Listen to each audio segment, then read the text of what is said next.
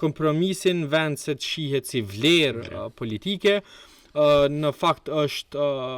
antagoni e madhe dhe që shpesh herë paraqitet sidomos nga lëvizja vendosje si e keqja e gjithë politikës, ku në vend se të tentohet që të ketë marrëveshje, tentohen që të anatemohen sa më shumë që të jetë mundur oponentët politik, në njërin anë që të pamundsohet konsensusi, në anën tjetër që të gjendet një lloj fajtori kujdestar për gjithçka të keqe që ndodh në vend. Eugen, do më nalë edhe pak qëtu, na e dim qysh lëvizja vetëvendosje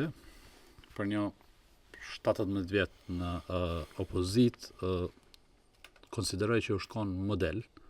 se qysh duhet me kontribu me bon një shoqëri aktive.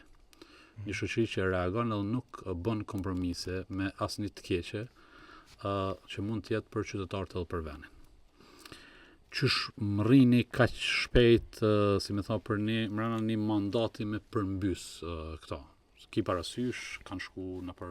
universitete, kanë shku në për grupe trive, jënë ka aktiv në për kejt mediat, jënë ka shumë bashkëpunus me shoqërinë civile, si themi për me dhonë një kontribut edhe mi luftu çdo fenomen negativ e çdo afere skandal në këtë shoqëri në idenë e mirë që me kriju qytetëri aktive, që çdo herë është e gatshme me dalë, me protestu, me ngrit zonin për këto fenomene, dhe tash sikur krijohet një përshtypje që kjo është përmbys.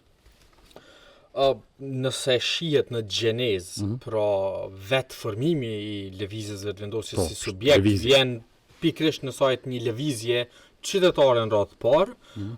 pjesë e shoqërisë civile, e pastaj që më vonë transformohet në lëvizje politike cila i rreket garës për pushtet. Në anën tjetër, nëse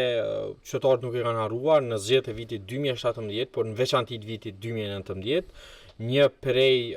maksimave kryesore të lëvizjes vetëvendosje në zgjedhje ka qenë ata dhe një pjesë e shoqërisë civile dhe mediave që mund të jenë kundërbalanca e pushteteve të deriathershme. Unë besoj që kjo ka ndryshuar në vitin 2021 në sajt të dy faktorëve. E para, fitimi i një pushteti masiv për shkak të asaj që ka ndodhur në vitin 2020, pra me largimin nga pushteti në mes të pandemisë.